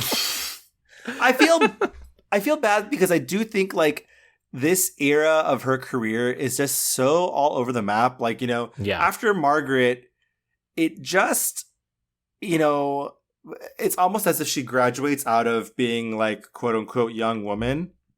Yeah. And it's the famous, you know, like First Wives Club line. Like, you know, it's like she goes from being like hot young teen to like mom, like immediately. And in Straight A's, she's like this sad sack woman who like is trying to keep up with the Joneses. They live in the South, and it's like very, you know, like upper crusty nonsense. Basically, this man played by Ryan Phillippe, he comes and crashes where Anna Paquin lives. He's looking for his brother, which is Anna Paquin's husband. She lives in like a huge plantation house in Louisiana. Yes. And she has 2 children. There's like a really awful joke about how one of like the kid might be gay. And I'm like, no, the kid's just annoying, which I get. But and then like, but what the worst part is that like the movie has to go out of its way to be like, no, the kid's not gay. He actually likes this little girl. And it's like, okay, shut up. So Ryan Phillippe shows up and she's like, what are you doing here? And he's like, I'm looking for my brother. And like the movie slowly reveals to us that like they could have been married or something, but he was bad, drinking a lot, womanizer a lot. There's also a patriarchal figure who has dementia or something. And Luke Wilson. He also is, and forgive me if I missed you saying this. He also communicates with the ghost of his dead mother. Correct. I did not say that. He that's right. He's there because his mom told him he had to go and mend all these broken, you know, fences, whatever. And it's like the tension is building between Ryan Phillippe and Anna Paquin. I'm sorry, I don't think they have any chemistry. They do not. Not for me, not at all. She seems so uncomfortable in this role. And the thing is, she tries to like deploy her usual bag of tricks where like there's one night where he's fucked up and wasted and has all these like, I've just remembered the depiction of Mexican Americans in this movie. It's really bad. It's really bad. And they're all like gardeners too, nonetheless. Well, because they're rich white people and they have a house that needs to be like maintained, and it's all these Mexicans, and like Ryan Phillippe keeps using them to like do his bidding, and like they don't speak any Spanish until the very end, and like there's some sort of gag where like the gardener's like, oye, señor, don't tell them that I know English, okay? Like, and it's like, what? I don't, like, what? Hated that. But, so she tries to, like, have this moment where she's like, you could have had me, but you fucked it up. You always fuck it up. You were given everything, and you just pissed it all away. You could have had a career. You could have had a family. You could have had me. And instead, you're just a fucking mess.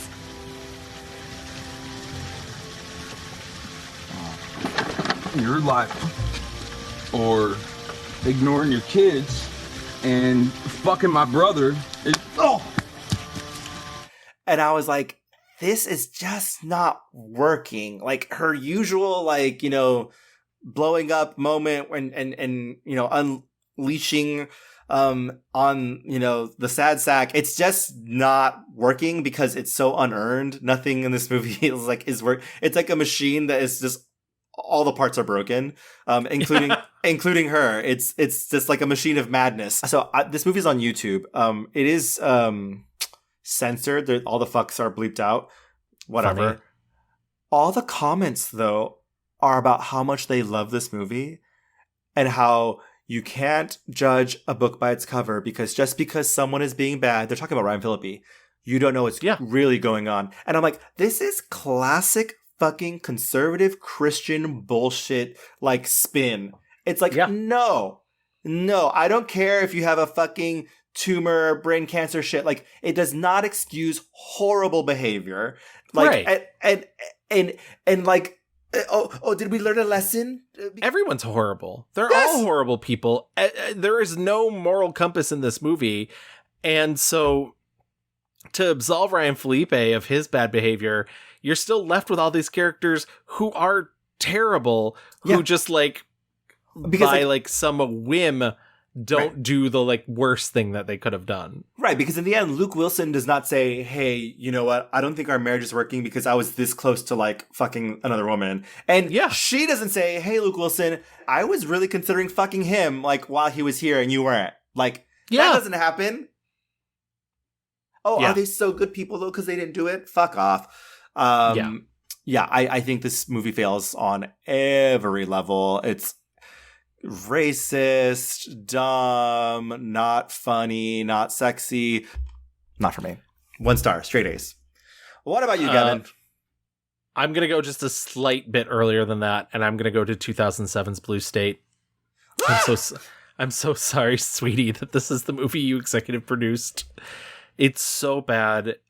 We talked about the plot enough earlier in it, but just to remind you, she's deserting the army and going to Canada with Breckenmeyer. She has, I bear no ill will to Breckenmeyer. I love that he doesn't age. That's great. And he's an okay actor, but they have no chemistry together at all. Her stint as an army person is not believable in any way. Like literally there's no, like when she reveals that in the film, I was like, she's joking. That is a lie, Dina. I'm in the army. Excuse me? I already did 1 tour in Iraq, and I'm supposed to be shipping out again tomorrow. You were in Iraq? You were in Iraq? Holy shit. They let you look like that in the army? No, the hair, the whole thing was just for this trip. And I was never a gym teacher. That's what my dad does. Just drive me back to Spokane, and I'll take the bus home or something. This was a stupid idea anyway. You're gonna give up now? We're like a mile from the border.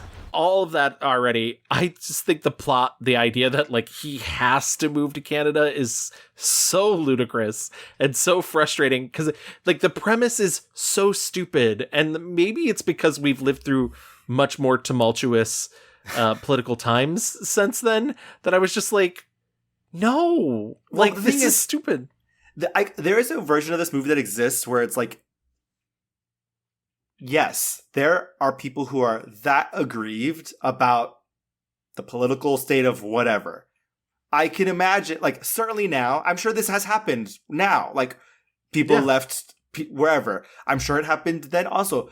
But it has to be him saying, I have to fucking get out of here because XYZ. Right. Yes. But in this movie, he's like, oh, I'm not going to do that. Fuck no. Like that. I just said it in the heat of the moment.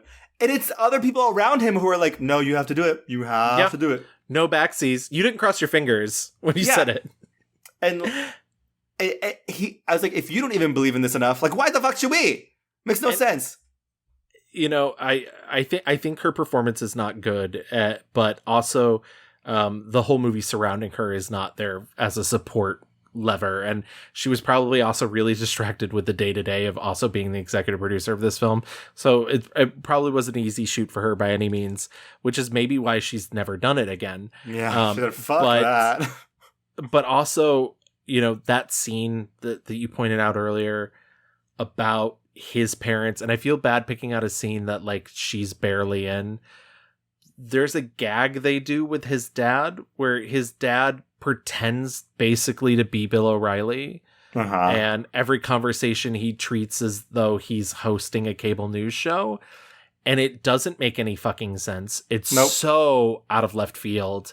And I was like cringing watching it. I was like, I feel bad for everyone in this scene that they had to do this. He says, we're going to commercial. We're going to commercial. Yeah. And it's like, what the fuck is going on? Literally at one point he's arguing with Breckenmeyer and he's like, how dare you come on my show and swear at me this way? And I was just like, doesn't make any, like, this guy needs help, and not like betterhelp.com. Like, no, get him in a room. Like, well, I thought that's where the movie was going. I was like, oh, not only are they conservative, like he's losing it. Like he's unwell. And that's why he can't be around them. But the movie doesn't explore that. That's not what this movie's about. Blue State, not great. There's a myriad of other films that I could mention that I didn't really like, but I do agree with you about Straight A's. But I think maybe it's best that we just skip over all the unpleasantness and go into our 5-star reviews.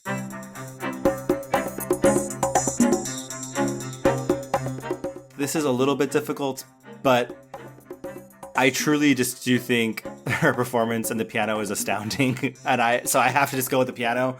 I really thought you were going to go with She's All That. Lady Boggs, get your cute butt down here. No, I had not seen the piano before. Because why would I? I watched it. Why wouldn't you? It's a highly lauded film. No, right. But like when I say that, I mean like when in my like regular day-to-day life, I'm like, you know what I want to watch? This quiet, independent Piano. 1993 film. Like it, you know, there's nothing about this movie that's like, except I will say, if I was going to watch this, it's because Holly Hunter's in it and fucking love Holly Hunter. Yeah. But Anna Paquin in this, it is a revelation of how good a child can be on screen. And I'm not shading her like career, because I do think she's very good, but it is incredible what Jane Campion was able to get out of this teeny tiny human. She is precocious, but not treacly. She is, you know, spunky, but not annoying. She has, you know, just the right amount of like anger and rage. She does so much. And you know, in most movies, I think I would be so mad that she gave that piano, the key. Piano key. The piano key to fucking Sam Neill instead of Harvey Keitel. I would have been so mad because that's a classic, like, oh, well, the kid fucked up. But she's so good, you know, when she's seeing Sam Neill attack her mother. And Yeah. she is going through it. And it is a physical performance. They are throwing her around, grabbing her, shaking her, wanting, like, what is going on? It's just truly astounding. Even just her on the beach doing cartwheels, running around as her mother plays the piano. You can really tell her and Holly Hunter have such a strong bond. We talked about what the piano's about. It's this woman, she gets married off, moves to New Zealand. She has a piano. It's her way of communicating. It's a very sexy movie. I think Jane Campion's movies are almost always very sexy. Yeah. But like in such a, I don't know, like earthy, real way. Yeah. Is it possible? Do the words mean too similar of a thing to be like it's sexy in a sensual way?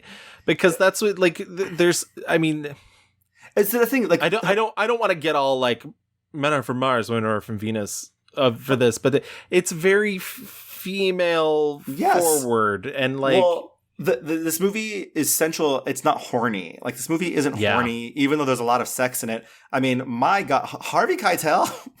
Yeah. If we're talking body, like the way he's naked and walking around that piano, and the piano is like barely covering his like pubic zone, I was like, oh, is he gonna fuck this piano? Like it is crazy. And he did. He fucked the piano. And then he fucked that piano. No, but to little Anna's performance, it is just I was watching it and I was like, my goodness, because she has to do so much work because Holly Hunter is mute, you know? Yeah. And so she is. Yeah, because she's the other apparatus for Holly Hunter's voice other than the piano. And Holly Hunter did teach her sign language on set. So. Yeah, and she's communicating her mother's feelings, but filtering it through this like tiny human being.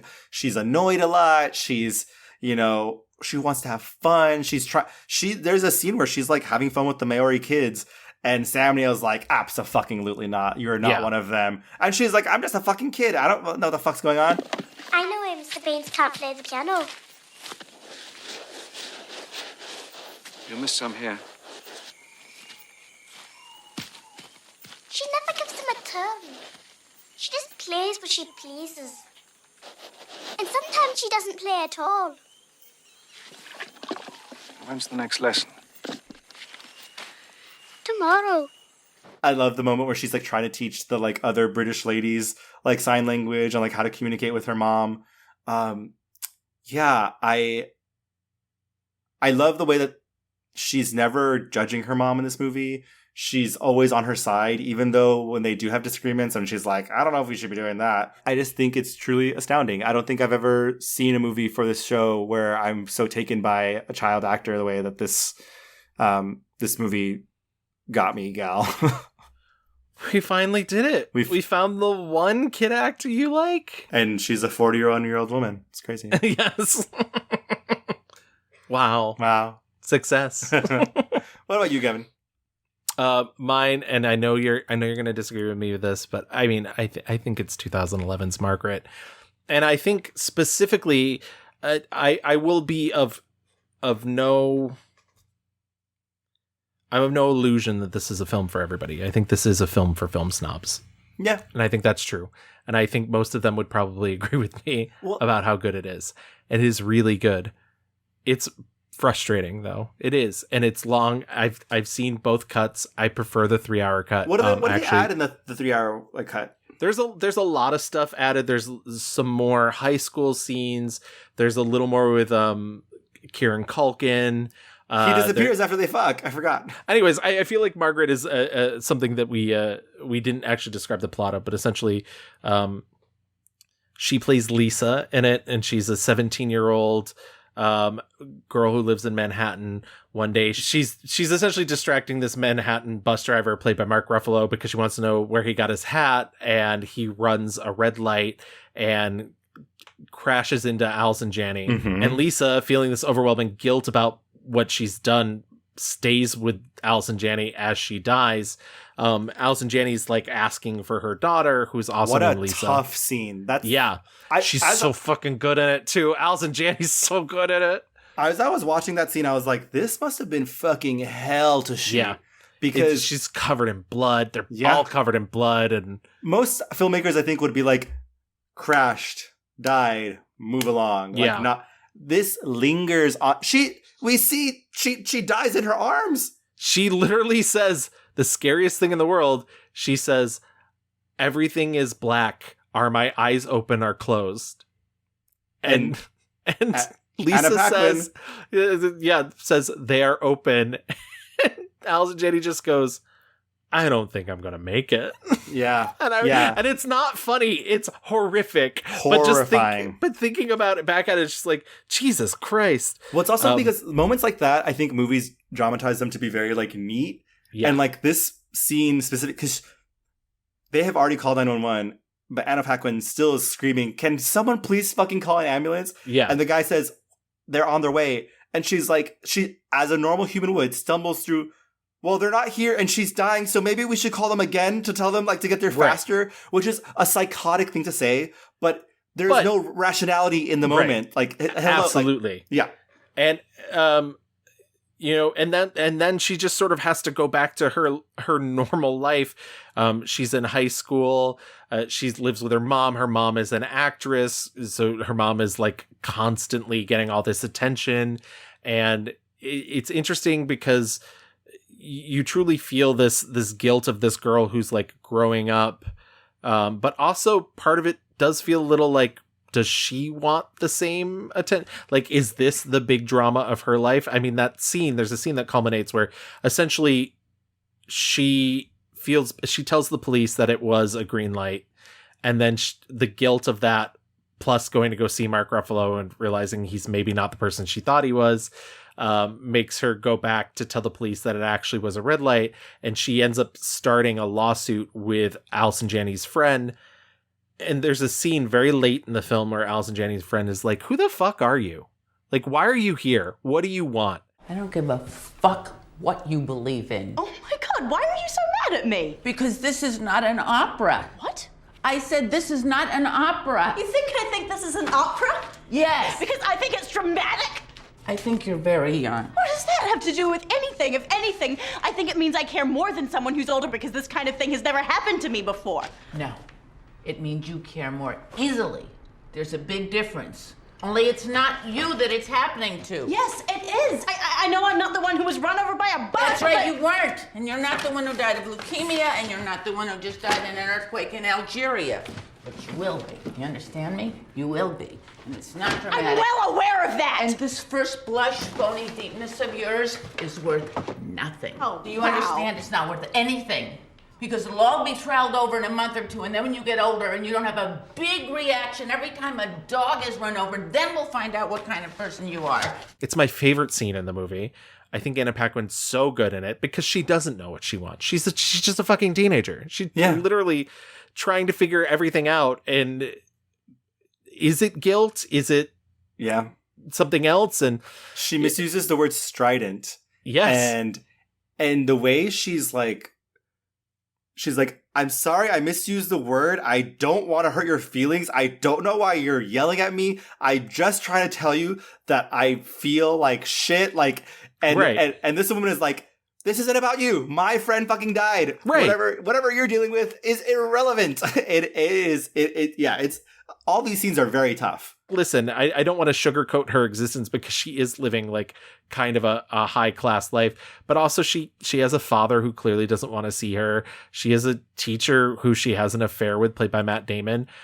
In the longer cut, her mother does take her to go get an abortion. It doesn't come out of nowhere because there's a scene at the end where she I had an abortion, and in the shorter cut, it kind of feels like, what? Why did she say that? Why? Yeah, you don't know if she's lying or not. Right. And that ambiguity does lead more to is this a fiction that she's, but I think in putting that in the longer cut, it adds to more literal stress on her that she actually did do this. Her mother does know about this. And yeah, I mean, I think the interesting thing is a less ambitious movie would be this is a story about guilt and how she's feeling up and downs of guilt.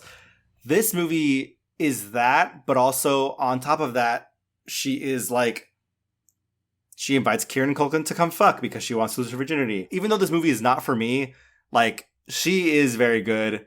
She has so many good scenes in this movie. It is wild to me that it came out 6-7 years after it was shot. Yeah. Nonsense. We've talked about Margaret for too long. I do think it's a really beautiful movie, but it is a challenging film, and I can totally understand. I'm not going to win the poll, whatever. I don't care. But I do recommend seeing it if you've not seen it. Yeah, I mean, it will take your brain places. And even if you're not along for the ride of all the heady stuff, her performance, in the piano, is astounding. It's a true showcase for my favorite thing about Anna Paquin is that she is able to showcase the variety and complexities of what it is to be a woman, what it is to be a young girl. And she's been even though she has not had banger after banger after banger, we've been able to see her grow up and showcase being a young girl, being a young woman, being a mother. She's had the space to showcase all these things, and it's these complexities that I don't think a lot of people get to do. And so, I guess that's a really good little segue into our fast forward, because hopefully we get to see more. True. But before we get into our fast forward, why don't we do our mixed reviews review? My 1-star review was 2013 Straight A's. And my 1-star review was 2007's Blue State. Real quick, why is the movie called Straight A's? Do we know? I don't know. Genuinely don't know. Yeah, okay, great. My 5-star review is 1993's The Piano. And my 5-star review is 2011's Margaret. All right, let's get into the fast forward.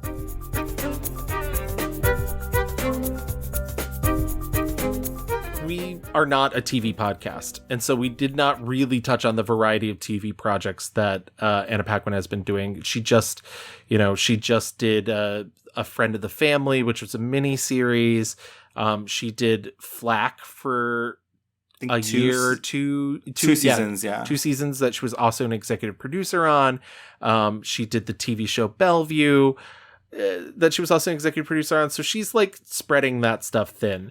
I will say the two most recent films that I mentioned, not The A Bit of Light because no one's seen it yet other than people at festivals, but American Underdog and True Spirit, I hope those are done for money, because if not, we're in danger, girl. Yeah, these projects are so beneath somebody that's this talented. Yes. And I can just see her being like, okay, I'll do the fucking religious football movie because there'll be some money in it, and I'll do the uplifting, because I'm doing these in place of doing like a Marvel film. What's wild to me is that I can't believe she did American Underdog, because Kurt Warner is a crazy Christian person, and she is a very outspoken ally to our community, and part of the community. Yes, and also Zachary Levi has shown his full ass. Right. He hadn't yet, and I will give her that. And Zachary Levi is, he's all the fears that we had about Chris Pratt. Yes. But more. Yeah.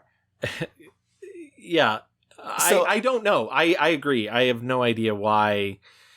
Right. And it's not a good movie. It's literally its movie, its biggest shame is at one point he applies to bag groceries because literally Christian conservatives can think of nothing more shameful than being poor. Yeah. Literally, they're like, the hardest thing in the world is that you might have to do something extra. And there's literally a scene where he basically has to be like, I don't know why God would give me this dream and then not let me have it. And it's talk to any fucking person who does not have access to the wonders of life that you are you fucking kidding me? Oh my God. Yeah.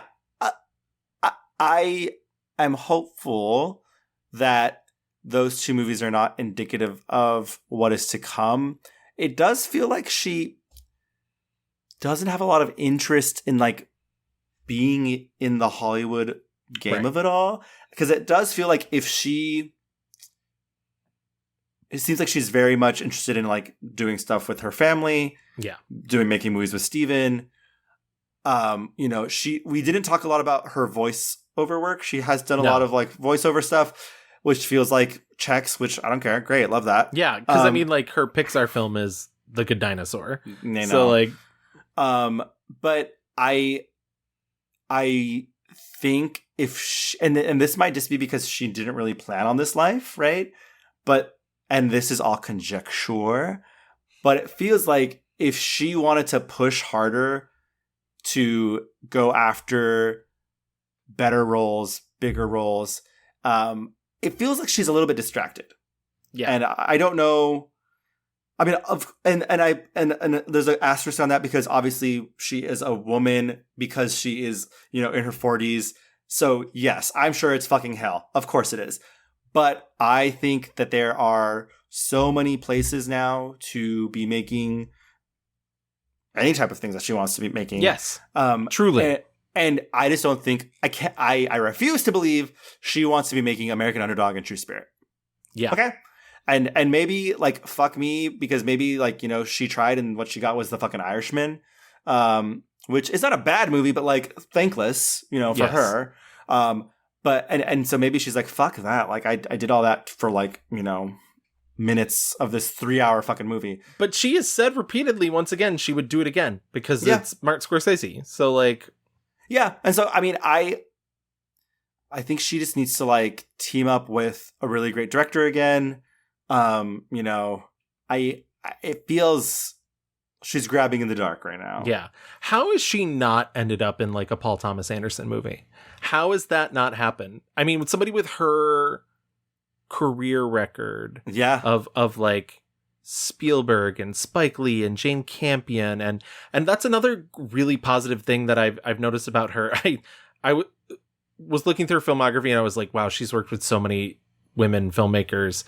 And in the end, she's done 14 films with men, or 24 films with men, and maybe 6 with female filmmakers. Mm-hmm. But that's way more than most of the people we ever cover. Yeah, and that says more about how women are allowed to make films than it does about her ability to work with them. Right. I also think, like, I was thinking, you know, going back from True Spirit all the way to, oh God, like Almost Famous, that's 23 years of filmmaking. Nary a comedy in there. Nary, like, I guess the romantics is like a little bit. Yeah, but she's not she's playing such a psycho that she's not the funny. And maybe she thinks that she spent so much time on True Blood playing kind of a, let's say it, an idiot. That maybe she, you know, she feels she doesn't need it. But I would love to see her in her comedy. Absolutely. Yeah, I think for me, even though I'm not a spooky bitch, like, I would love to see her in a zombie movie. And maybe she's trying to stay away from genre because of True Blood, but lean in, girl. Like, I don't know. Like, I think there's a reason why people fucking watched it. She's able to be campy. She's able to be fun. She can live in the Buffy, True Blood, sci-fi genre and thrive. And listen, maybe selling out's not the right phrase that I'm looking for, but like, there are better ways to sell out than being in the conservative Christian football movie. Like, take that small, you know, like, indie superhero film. Take that, you know, it doesn't have to be a big, you know, Warner Brothers Disney thing. It can be something smaller, but there's still a better way to do it than to. I think also, if there's one thing Tell It to the Bees taught us, is that she is very sexy also. Yes. Like, and when the chemistry is right, it is very right. And so I would love to see her in just like adult dramas, you know, with some passion, heartbreak, because she's just so good. I think the like Margaret and the Piano both are very dramatic movies. Yeah. Very complicated feelings, layers of things going on. And she can, I think that's her superpower. She can handle these very complex emotions, and she can emote so well, and be so physical. I number one, don't want her only horror movie to be Trick or Treat. And like the 10 minutes of Scream, and the 10 minutes of Open House, right? Yeah. Like, she should be a finer girl. Like, yeah, she should. Period. I think that's sort of, you know, I feel like that's a good place to leave her, in that we both just want better because we know. Because I think what we're sort of getting at is, for every American underdog, True Spirit, you know, that she does, it flattens her. It flattens her in a way that's like unfair, because she's so good, and she should be thought of as the powerhouse that she truly is. And I don't know, but once again, I do think part of it does go back to that idea that, like, this wasn't going to be her life. Yeah. And so she should be comic book rogue, not movie rogue. Yeah. And if you think otherwise, tell it to the bees, hon. And if you do want to tell it to the bees, you can always find those bees on our Twitter at the Mixed Reviews. Honey, we are all the bees knees over on Facebook. Just type in the Mixed Reviews. You can always email us at reviewsmixed@gmail.com. Buzz, what's that? Yeah, we're on Instagram at _mix_reviews. I'm keeping the bit going. I can tell. And if you, what's that sound of buzzing? Oh, it's us on Stitcher, iHeartRadio, Apple Podcasts, all the places. Do you want to listen to our dulcet honey tones? You can find us on a plethora of podcast apps. We're everywhere.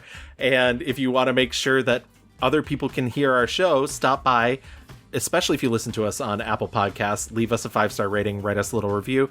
Also, just tell a friend. Word of mouth is the best way that this stuff gets spread around, but really the iTunes thing does help our visibility. But, you know, come to us any way you can. Yeah, get that sweet, sweet honey. Honeys. Until next time, thank you so much for listening. Good pod and good night. Happy Pride. Happy Pride. And did you know she also plays the cello, but not in a movie as far as we know. A-N-N-A face that